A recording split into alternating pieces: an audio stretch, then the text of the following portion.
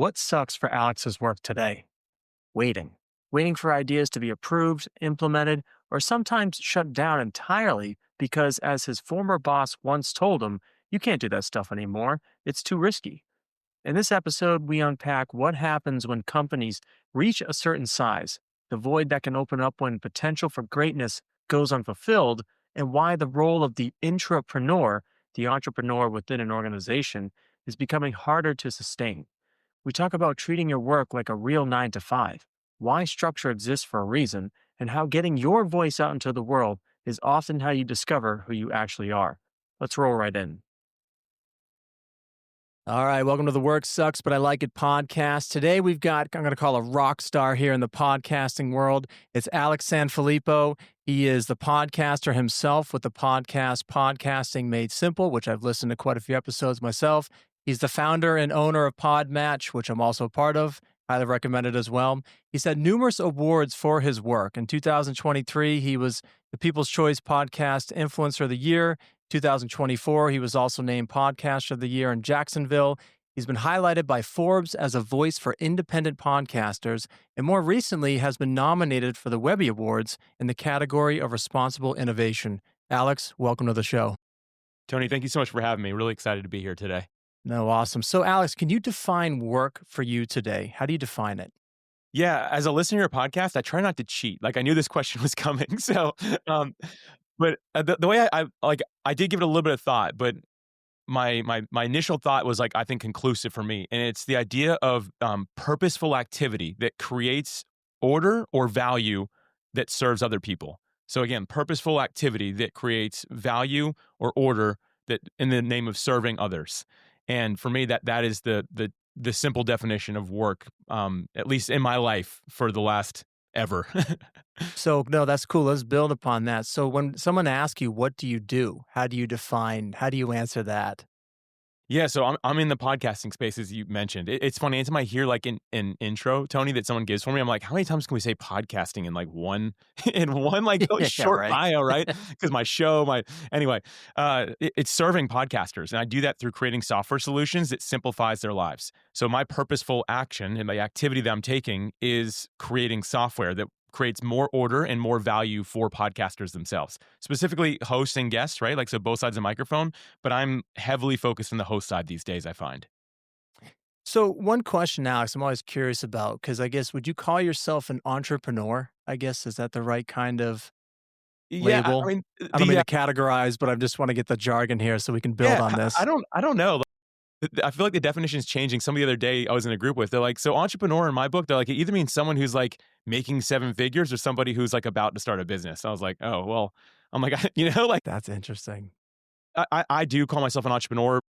I think the technical term now would be like software founder at this point. Like I'm definitely not a CEO. Like we're not at that level or 5.5 years in. So I wouldn't like dare call myself a CEO, even though like on paper, I guess legally that's what I am. But I still identify as an entrepreneur personally. Gotcha. Because when we define works, people typically think of like 9 to 5 job, right? And then everything outside is kind of your hobbies, I guess, entrepreneur work. What are your thoughts around the work-life balance equation? What do you think of that from your perspective? Yeah. So earlier when you asked me the definition, I say like that's my definition for pretty much ever. Like at one point it wasn't. Like I come from a traditional 9 to 5 career. Like I did 15 years in the aerospace career. I know you were actually aerospace. I know. I remember. yeah, yeah. Right on. And you're in manufacturing, right? Like you come Correct. from manufacturing. Aerospace Yeah. as well. Yep. Sweet. Yeah. So like that's the world very well. Oh, yeah. And at one point I think I looked at work as like strictly a task, simply something that just like had to be done, right? Like it was just like how you pay your bills. But very quickly I changed it into realizing like, hey, there is something more purposeful here. Like there is actually something can be done here to make it more valuable. And now I want to go back to can you ask your question? I want to go back to it now, but I want to make sure like everyone's because I just want a little rant there. Sure, sure. No, really just trying to like figure out how we define work from, I guess, the general public view of 9 to 5 job. Like it seems like your life is all about podcasting. That's what I'm really excited about on the show is people are just passionate with what they call work, right? hmm Yeah, and so good. Like, thank you. I think it's good to kind of bring that back together. Seeing that I went on a little It's tangent all there, good. but like for me, being an entrepreneur but coming from 9 to 5, I do think that there are a lot of overlaps because I think that as I mentioned, the definition of an entrepreneur is so loose these days. And a lot of people, like, they define it as like, well, I'm an entrepreneur because I'm doing this creative endeavor. And it's great, but it might not be adding value, creating order. It might not be serving anybody yet, maybe yourself. But I don't know if that really coins you an entrepreneur. And until we can learn to treat our entrepreneurial ventures or our efforts as someone who has a 9 to 5 job where there is order, where there is a plan, where there's a strategy, I don't know, is it like you can really call it anything yet? And I'm not trying to be rude to someone just getting started by any means. Like, we all start from zero, right? Like, can I do something that keeps the lights on, right? Fine, but at some point you've got to have this mentality, even as an owner, even as whatever you might be, that, you know what, if I don't treat this like a more traditional 9 to 5 job, like, it's not going to succeed. There's a reason that a job usually is like a 9 to 5 type of thing. And we say 9 to 5, it could be a night shift, it could be part-time, whatever it is, but there's structure around it. And so for me, like, if you want to have like the word purposeful activity, right? Like, it's purposeful because there's something that's creating order around it for you. Like, it's within this context. So for me, I mentioned serving podcasters. I don't really do anything other than that. And I don't entertain other ideas because I know, like, from 9 to 5, legitimately, like, I actually do 8 to 6 is what I do right now. Take a break in the middle and go work out. But like, that's kind of like my shift, if you will. And I've created that order, even though I technically have freedom to do whatever I want, because I know the value of that and how powerful it is to say, you know what, this context, this block of time I'm giving it to my creative efforts as an entrepreneur, as someone who's serving podcasters. I love that. So walk us through, Alex, this transition because you're in the aerospace industry. You're sitting at your desk. How do you get to all of a sudden being a podcast company owner? How does that Yeah. work? There's a term like, oh man, overnight success, right? Like, yeah, I was, if you say overnight was 7, 8 years or whatever it might have been, Yeah, right? right, Like, right, right. from the first time I hit record on a microphone, it was 2012. And the first time I was like actually getting paid to do anything like that, it was near the end of 2020. Actually, it was 2020. Yeah, sorry, the years get blurry. But so for me, like, there was some time there, and I'm all about having a side hustle. So for me, like, working the aerospace job, I really loved that job, and I'll just be totally upfront right now. Like, I cried my last day there. Like, it was sad to leave. I really liked it. It was a great career. Like, I look back at it with nothing but fond memories. I did hit a point though. I believe it was 2018 when I realized my time there was nearing an end. And it was actually a specific thing that happened. I helped take the company public. So when I first started working there, it was a privately owned, mid-size US based business, right? And then by the time I left, it was actually a publicly traded Canadian business. So like, a lot happened, but I was a key role in the actual transition of going from just privately owned to a public organization. And so I got promoted a lot along the way. I kind of volunteered myself to do that, and I love the work I did. But I'll never forget it. It was like shortly after the acquisition happened, and we were now public, and I was at the C-suite level now, which I was really grateful for. So I was overseeing 5 divisions of the company, and one of those divisions, my team did something really cool. Like, we've been trying this for a while. We ended up saving like a massive amount of money. It was like 10% or more on our margin, and like at $1 billion plus company, like that's a lot. And so I went straight down to the CEO's office because I was like, hey, he's got to know what happened, right? And so I walked down there. I'm like, hey, Paul, which was my CEO's name. I was like, hey, did you see the numbers in XYZ division? And his response, Tony, was, yeah, Alex, I saw him. I could hear like the frustration Oh, in his voice. So I kind of leaned down. I'm like, hey, well, like we saved that money. He's like, no, I know, I saw it. And so like I just kind of was like, well, what's wrong? And he's like, man, like we can't do that stuff anymore. And he went on to explain like that was risky. Like, there was no guarantee it would happen. We didn't tell shareholders. We didn't tell the board. We didn't have like meetings about it. Like, you just tried it and it worked, right? Like, it might not have. And that was nothing against him. It's the reality of when a company hits that size. And so like, I wasn't in trouble or anything like that. But I remember walking back to my desk or my office from his, and for the first time ever, it felt like a long walk in that building. And I had never experienced that before. Yes, I had ups and downs like anyone does, but like, something changed. And I sat down at my desk and I was like thinking to myself, I'm like, you know what? I think it's time for me to go.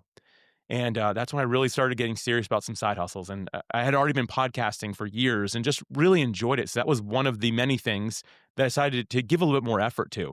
And ultimately, that's what caused me to leave the company. It was 2 years later before I actually left. But within that 2 years, I really understood the podcasting craft. I started speaking at the conferences. I decided the software side needed some solutions because there wasn't much back then yet. And that's kind of like that whole story of what took me from that job to where I am today. And of course, I can fill in gaps if we need to, Tony. I know I just said a No, lot. that's awesome, Alex. I love that. So, not that I want to make you relive this kind of bad experience, but this is the work sucks, but I like it podcast, and that sucked, right? So, what was that kind of feeling you had to realize, oh crap, this is the work that I really should be doing? Was it like the lack of recognition? Was it the? Can you walk us through like kind of more that feeling of wow, this I need to be doing something else? Yeah. First thing I'll say, like, is that I never like my performance never dropped there. Like my last year was my best year at that company, and I'm grateful for that. Again, it was sad when I left, but I just had this feeling. I don't really know how to describe it, but like there was something else for me. You know what? The way I'm going to describe it is this: what I had was good, but I knew that there was potentially something great out there. And I had this feeling that what was great was in the podcasting space for me because it was an industry that I really had fallen in love with. The people, like I was, again, speaking at conferences, like just loved it. And so for me, it was like, this is good. I could do this forever. There was no real lack of recognition. There was a void that wasn't being fulfilled. And I really believed that podcasting was that potential to have that.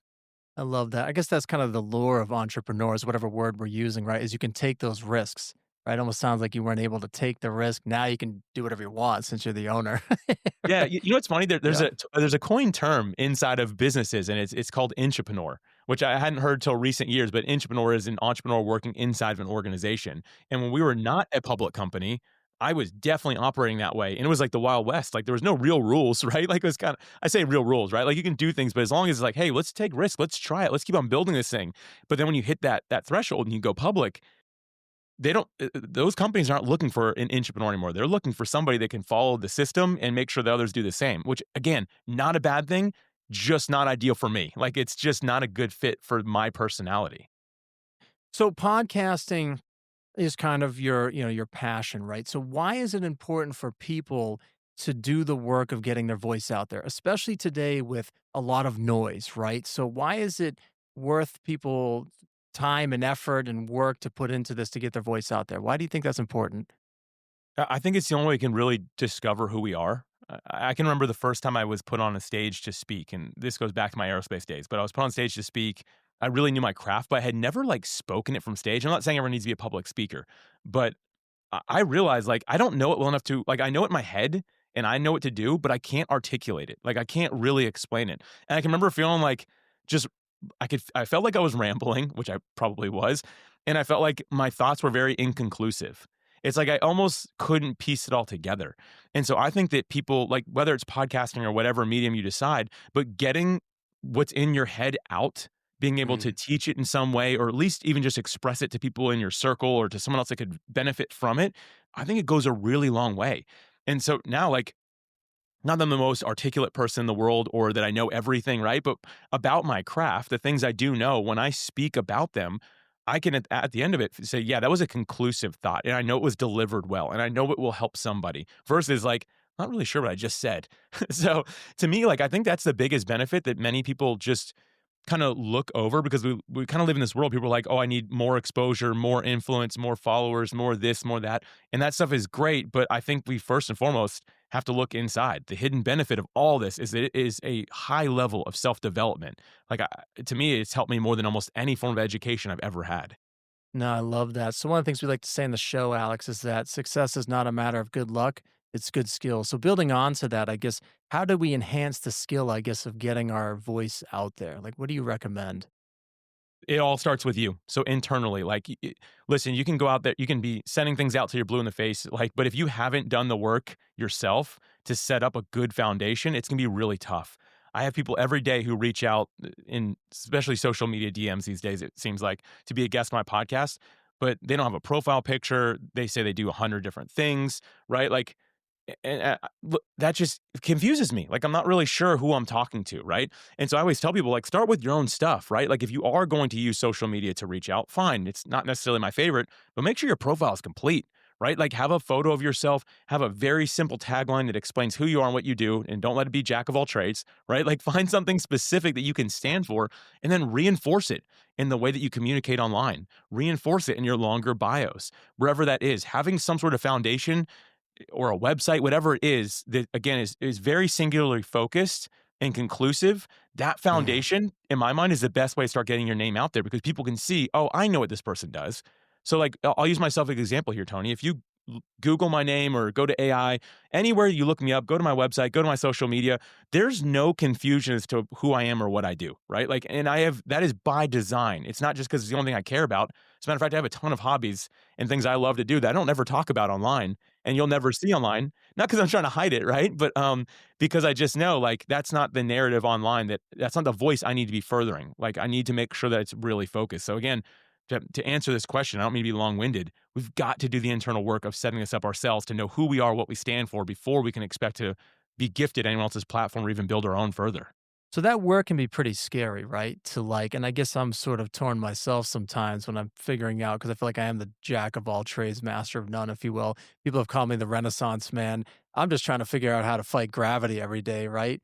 So it's just like, how do we know like what I guess I call it our song and dance is? How do you resonate?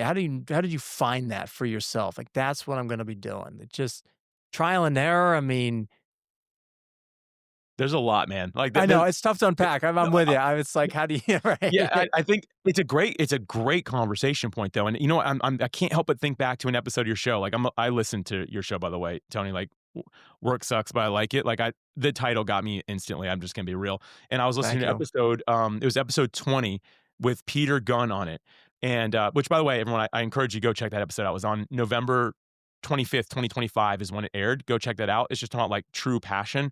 Uh, and something that Peter said on that episode was, "It feels like this is my life's purpose." Like something it was in line with the music he was creating. And it's like this is my life's perfect purpose. Like I feel that way, and I think that for all of us, it's about exploring this stuff. Like I'll be real, Tony. Like you said, Renaissance man. Like I kind of wish I was sometimes. Like I'm not, and I don't have as many hobbies as I'd like. And the reality is that stuff makes me a little bit jealous these days. I feel like I'm so singularly focused in every area of my life that I need more room for fun, basically, is what I'm getting at. But when it comes to like exploring those things, like, sure, go wide. But when something really piques your interest, start going deep. So don't just go wide and be like, oh, I really like this, but like, I also like these other things. Cut some of it out for a little bit. Like, don't overcommit when you find something you think is cool. Explore that. And it doesn't mean that's the thing. Maybe you dive a little bit deeper into it and you're like, I actually hate this now that I know more about it, right? Like, go explore the next thing. For me, like I mentioned, that 2 year gap of saying I want to leave my corporate job to when I actually did, like 2 years, it's a long time. I tried some web design stuff. I tried some speaking stuff. I tried some coaching. I tried all kinds of things that were just, maybe I'd like to do this. And I even applied for jobs. Like, but the more I got into it, I'm like, this isn't it until podcasting really hit. And so that just happened to be my thing. So I just encourage everybody, like, start trying it. And I think that that should be a super fun process. Like, I won't do PodMatch forever. I'm not going to be someone to claim like this is the rest of my life. At some point, something will change. I'm excited whenever that day comes that it's like, okay, the the world, I can go for anything here. What am I going to do, right? I can try all kinds of things again. I think that's a gift, a really cool place to be. It's just a matter of being intentional when you're doing that. No, I like that a lot. It makes me think of like an artist finishing a painting. You could keep working on the painting, but at some point you finish the last brush stroke or whatever, and you're like, no, it's done. Right? That's kind of how I feel with my work sometimes, do with my writing of books and things like that. No, that's super cool. So, Alex, one thing I've been really thinking a lot about, and I'm really torn with this kind of like, I don't know, yeah, being online and offline today. So I love community, right? And I love the PodMatch community you have, the online thing. And it's just like, walk us through your thoughts on community today. We'll start with your PodMatch community and then walk us through after the community in person, if you will. Yeah. So, community is, I think, becoming more and more important. I mean, I don't know, like, when the shift happened in the world. Maybe I do know, and we'll just leave it up for everyone's imagination. But like at some point, the world shifted and we kind of became more isolated. And I think at that point, everyone just started really wanting more. They wanted not even just being around more people, it was being around people, but going deeper. And so when I think of community online, offline, I just know people are they're seeking it. They want it. They want something that has some depth. And now that we have like AI over the last few years, which will just continue, I mean, I could say that forever, like it's just gonna continue to evolve and grow and change, that actually separates human interaction even further. And I think it's made that draw, that desire even more powerful. And so for me, like at the core of what we do with PodMatch is our community. Like, listen, the software is beautiful. It does what it's supposed to do. It connects people. At the end of the day, what matters to me is like, do these people feel connected to another human? Whether it's through what we're doing right now, Tony, right? Like having this conversation, great. Or is it a message we're sending back and forth? Like, how can we make sure that there's human interaction? And it is so against the grain, unfortunately, right now. I do think we're starting to see a shift, but so many companies like, how do I get myself less involved as a founder? How do I talk to less people? How do I make sure that they don't talk about amongst themselves? Because I don't want them to mention anything bad about the company, right? Like, how do we isolate? And I guess you can make a lot of profit that way. But for me, I'm like, bring everyone together. If someone's got a complaint, let the whole world see it, like, and we'll address it publicly because that's what you do in a community. And so for me, the whole idea of online community has just got to be somewhere where you feel safe and it's your people. And so for us, we bring podcast guests and hosts together. That is our vertical. That is our niche. We're looking for the independents out there that are just saying, hey, I'm making this thing work. Like, I want to be around other people doing the same thing. That's our community we go for. It's not like, hey, if you're an online creator or you think online stuff is cool, join our community, right? Like, we want to be very specific around that one thing that we do. And to talk about in-person community now, like, it's just this, like, to me, it's not much different. Like, I want to make sure that we do a really good job building community. Like me, my wife, our friends, like we build good community here because I think however we are doing that really is reflected in how we run our online community as well. It needs to be the same type of thing. And I'm really just passionate about it. For me, community, the foundation of all like community, all friendship, I find to be on this idea of meaningful experience. Like what we're doing here right now, this recording, this is a meaningful experience. Like I'll never be like, who was Tony again? Right? Like I'll remember this because this is a meaningful experience. And so in my personal life, I try to do the same thing. Like example, at time of recording this, my wife, probably shouldn't say her age, but she's about to turn 40 or 21 again. Oh, however, whatever the age would be. But Corrected. There you go. yeah. You can just edit out where I said 40, 21 again. Um, and we're taking it's me, her, and 10 of her friends, 10 of our friends, I should say, taking them to Puerto Rico. We just decided, hey, we're going to cover the cost, just get there, and we're going to hang out and have fun for 5 days. And that type of thing, like that is a foundation of meaningful experience. Once again, like building upon that gets really easy because you never forget those moments with people. And so for me, online, offline, I'm looking to create more of that within the areas that I know I can really serve and support and love people well. No, that's awesome. That's really well said, Alex. I guess one thing that I've been struggling with, maybe you can coach me in this moment here with online community. So I've been studying the book How to Win Friends and Influence People for years now. So I'm 38 and probably for 18 years I've read this book. Every single year I make it a point to read it and study it. And I just keep coming back to like these in-person interactions. And even I'm not going to lie, talking to you virtually, your pixels. And I'm just like, who is this Alex guy? And like you said, I'm never going to forget you now. Awesome dude, via emails. I could feel your energy, which was great. But there's just like this missing like elements of when you're not in person. And I guess that's what I'm still like sort of stuck on with like being online. How do you like see, because you said it so well, like you want to see like the offline and online. What's the work that you do to see it that way, I guess, when you interact with people online versus offline?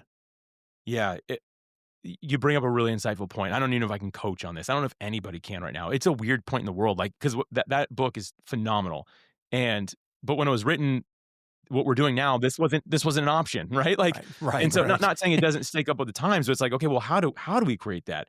To me, it starts in our mindset. Like, I have to remember that even if I'm just doing like a text back and forth, like through messaging with somebody, that it is a person on the other side of it. Like it is. And even if somebody is using AI to write me the message or the email, which happens a lot, I still know at the end of the day, there's a human being behind this. Like, and I have to always remember that. And so I just try to envision them. And I love it when I have someone's photo. Like once I've seen somebody like have a photographic memory, I can just say like, I know what this person looks like. Right.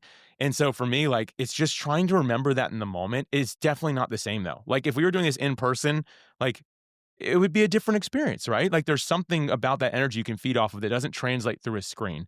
And I don't believe it ever will. It's just a matter of us, like, again, in our minds saying, okay, like I know this isn't real, but I need to treat it like it is because this is another person.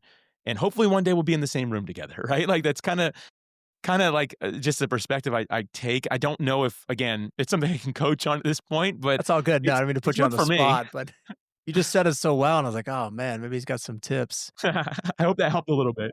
in January when you're speaking at PodFest. By the way, Alex is going to be a featured speaker on stage at PodFest 2026. So I'm looking to get down there. So maybe we can meet up then, which would be awesome. So yeah, Alex, I just want to highlight for the audience here, this is the Work Sucks, but I Like It podcast. Walk us through what sucks right now with PodMatch. And by the way, nothing sucks about it, but I want Alex to say what's tough with him today and what he's working on and how you're overcoming that, Alex. What's tough about your work and what are you doing right now to overcome it? Yeah, I'll share the journey of an entrepreneur for everybody. When we started PodMatch, I had the idea on March 10th, 2020, after speaking at a podcasting conference just a couple months before. There's 2,000 people there. Hundreds of people said the same thing. Alex, I'm having trouble finding the right guest for my show or making the connection faster. And I wrote it down on a whiteboard. Basically, these are the words I wrote: like a dating app, but connecting people for podcast interviews, podcast hosting guests, instead of for dates, for interviews. And that was the whole idea. So like a dating app, but connect people for interviews. And started that on March 10th, 2020. And by June 15th, 2020, we launched it. And I bring this up for a specific point. That was so fast. It was so fun. Every day something looked different, right? Like every day you're like, whoa, no way. Like we got a logo. How cool. Oh, we've got good front page copy. We've got the messaging section. We've got like all the automations and flows. Like this is so cool. Fast forward a year later, we did so much more. Faster, better, bigger. Year 3, same thing. You'd be like, oh, we released this new initiative. Year 3 to year 4, not as much got released. A lot of fixes, a lot of improvements. Year 4 to 5, not a lot to show for because it's so much work trying to keep the foundation growing, right? And here I am now in time of recording, year 5.5 in on this thing. And it's slow. Like it's built to be such a big machine now. Like it does so many things for people, and most people on it, they won't notice that because it's happening in the background. Like it's a lot of automations and stuff like that. But it's grown to be so complex. Like any system you have, that's where it goes. So now for me, like what sucks is that when I have an idea, I'm waiting 6 months before it's going to be implemented. And I say I have an idea. All of our ideas they come from people's feedback, and we just kind of rank everyone's feedback based on how many times it's coming up. There might be something we see that's like super exciting. Like there's something we're about to release a CRM inside of it, again, to help with the human connection side of it, because that community aspect is so important to me. So we're about to launch that. What is CRM? Sorry. CR, what does it stand for? Customer Relationship Manager. That's it. Perfect. All right. And I actually hate the name of it. We won't use the letters CRM, but yeah, Customer Relationship Manager or management. Basically, it's just a way to keep in contact with people. So we'll probably call it like a connection manager or something like that. Because again, it's not like customers. It's just people being able to engage with each other. And it's going to be very simple, very clean. We started working on it almost 8 months ago. And I was excited about it then. And like now, it's not that I'm not excited about it. I'll be excited about when I get to share it, but it's like, I'm kind of burnt out on it. It's been a ton of work to get it out, right?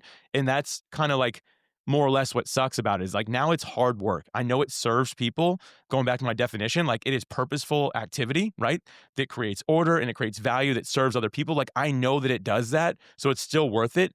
But man, when you're telling me I'm going to be biting out, like it's 8 months of my life to be working on this in the background with no pat on the back because no one can see it until it's done.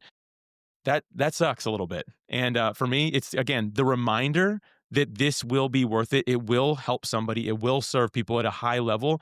And I believe it's the future of where online is going because people are craving more interaction with each other. We're going to help be a voice for that. We're going to help be someone that is trailblazing for that type of thing. That makes it worth it. Not easy, but worth it. No, I love that, Alex. Thank you. One of the things that I find interesting with the entrepreneur journey, if we're going to keep using that word, is the concept of burnout, right? We see all these opportunities. We're so excited to take them on, these long-term, short-term sort of projects. How do you navigate burnout? Work-life balance is so important. I mean, it is. Like, again, one of the things I love about my corporate career is it taught me, like, you should have hours when you work and when you don't. And I see too many entrepreneurs saying, hey, I'll get emails from them 2 a.m. I'm like, what were you doing up at 2 a.m? I couldn't sleep, so I was working. I'm like, no. If you can't sleep, you still don't work, right? Like you need to have some boundaries. Like even when I was C-suite level, if I would have showed up in my office at 2 a.m, someone in HR would have seen my key fob and been like, why were you here at 2 a.m? Like what was happening so important for you to be here, right? Like it just didn't work like that. And I think that we burn out because first and foremost, we don't have boundaries on what is my personal life and what is my professional life. And man, I've gone hard on this. So I'm just going to share this with you, Tony. Love it. My computer won't turn on until 8 a.m. and it turns off automatically at 6 p.m. My wife has my FaceTime password. I'm basically like a child using her computer is the way it's set up. I don't know the password. She will never give it to me. And we've done that by design. So like me, an ambitious entrepreneur that sometimes just gets so excited about work, I can't help myself. I have to stop at 6 p.m. That is a hard, like set in stone. I can't do anything about it. Right. So, I mean, if she's here, I can beg her for a password. Maybe she'll listen. But if she's not here, I close my laptop. I'm done. Right. And I don't have any access to anything work related on my phone either. I have like locked it up completely. I have no access to do any work for my phone at all. And this stuff, once again, by design, because I know that I can burn out if I don't have the boundary, because my work could consume my life. One of my friends, she's a college professor, and I was talking about one of the projects I was working on. I was like, I feel like I just can't get ahead. And she goes, you know what, Alex? No matter what you do, the work will never be finished. And it really, man, it hit me so hard. Right when she said, I was like, you're right. It won't. And me being a high achiever, I want everything to be at inbox zero all the time. Like I want everything finished 24/7. And the reality is you're going to burn out if you do that. What I do with my time off is equally as important. So having those boundaries, but I can't just sit around and turn on TV. I work on a computer all day. Like we're building software. My wife and I, we started playing pickleball. Until recently, we both played soccer at a high level. We got hurt enough that it was like, hey, maybe we shouldn't do this anymore, right? Pickleball is much easier on your body. I think we're at that age. Well, she's 21 or whatever we said earlier. Yeah, right, right. But my point is, Yeah. like, we have a hobby that uses a totally different part of our minds and our bodies that is not related to our work at all. Like, nothing about that is related to our work. That's how you can avoid burnout, is building things like that into your system, having that balance helps a lot. And for me, I feel like not that I'm like bulletproof and never gonna get burned out. There's moments where I feel it, right? But having these clear expectations and ideas of what I do on either side, personal and business, has been a game changer for me. I feel that it's made me really, really resilient. Oh, that's awesome. So how do you also navigate social media? Right. So that's an interesting thing. I can go down rabbit holes. Believe me, I've been playing pickleball too, watching how to work on my serve and all these things. So how do you navigate social media today in your 8 to 6 window? Yeah, right. Yeah. So social media for me is it's addictive. For I mean for any of us, right? Like it is addictive. And so going back to my phone, like I technically have an iPhone, but like my computer, I'm like a kid on it. I don't even have access to a web browser on it. I cannot, if you send me a link, I cannot click it. It's just it's what I've set up on purpose. So there's no social media on it. My phone, I can only do 4 things on it: text, call, GPS, and listen to my music or podcast or books, and that's it. So I have 4 apps on there that I'm able to actually use, and I can't use anything else. And again, by design, because I know I'm a software guy. I'm gonna sit there, and the stuff it shows me, man, it's probably like this for everybody, but it never makes me feel good. Like it's showing me other people building software. They're like, I started my software company 6 months ago. I just made $1 billion and I have no employees and I only work 2 hours a month. And it's like, what? Like, we're seeing highlights, of course, and that's probably not all true. But like, I'm looking at that, just feeling worse and worse about something. Like, I know I do this because I love and serve people, but what on earth? Like, Yeah. and so for me, I made the decision, like at that same time, that my social media is for work, and it is strictly for work. Even my personal accounts, if I post a picture of me and my wife, which I'll post one for her birthday coming up here, but it will mention PodMatch or podcasting in it somehow, some way. It will mention that because I've just made the devotion that it's going to be that. Alicia, my wife, who's also my business partner in PodMatch, she actually deleted all of her social media. She did it a couple of years ago, and she said it's been the most freeing thing for her ever because we weren't using it for work. And she's like, I just don't feel like I need it anymore. And I really commend her for doing that.